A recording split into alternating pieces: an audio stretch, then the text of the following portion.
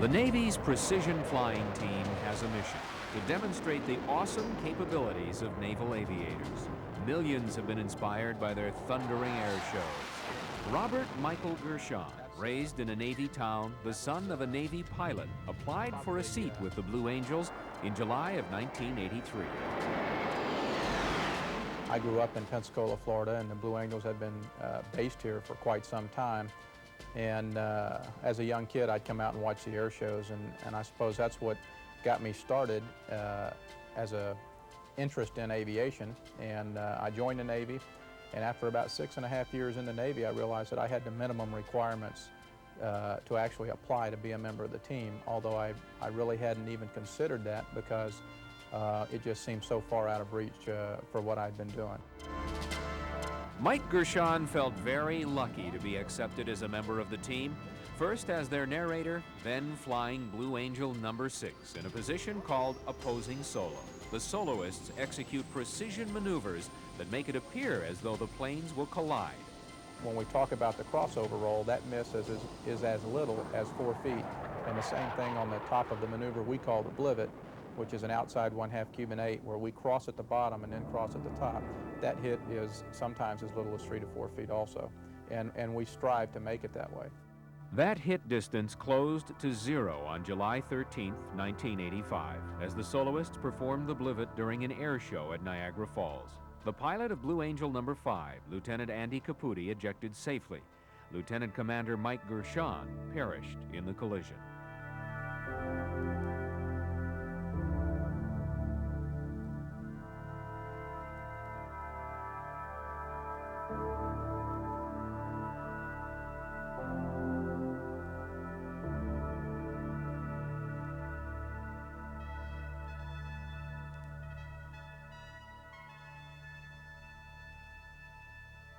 Mike had always told me from the day we married not to ever worry about him flying, you know, because it's just natural instinct to worry about him flying. I guess if he'd been a truck driver, I'd have worried about him driving his truck.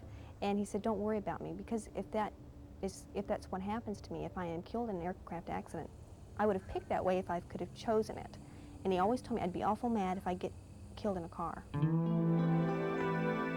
Sherri and Mike had been married for 8 years. The day after the accident, their son, Michael Gershon, turned 5 weeks old.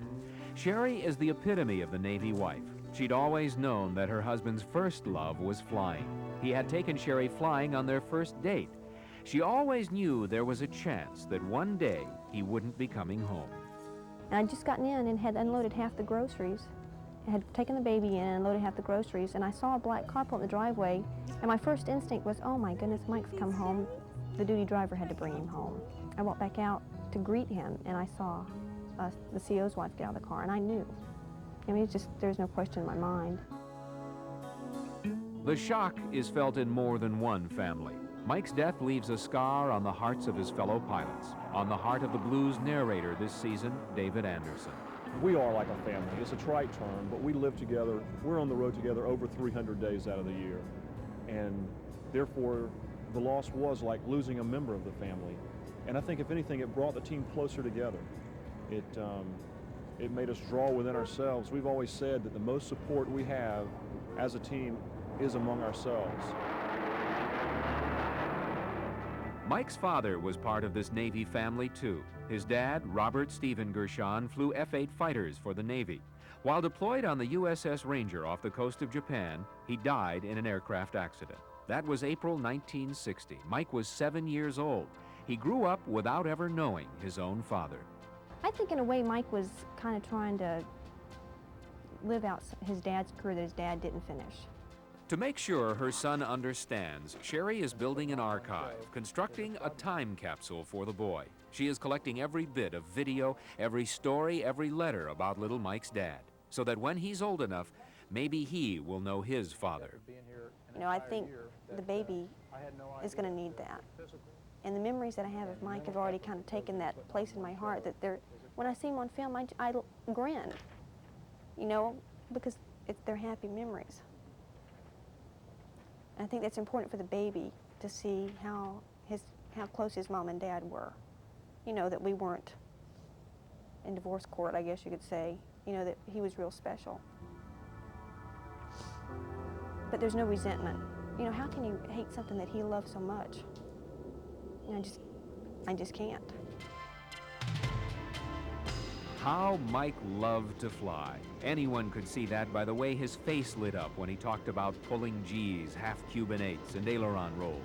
Sherri is putting her life back together, picking up the pieces and building a life for her son with the memories of his dad. She doesn't want little Mike's father to be remembered by the way he died, but by the way his son will see him years from now. Lieutenant Commander Michael Gershon, Blue Angels. I applied for the team because I had the minimum requirements and I had a desire to do this type of work and represent the United States Navy and the Marine Corps, and really deep down inside never thinking that I would be selected. And when I was notified, I just was speechless. I didn't know what to say, and I am honored to be here.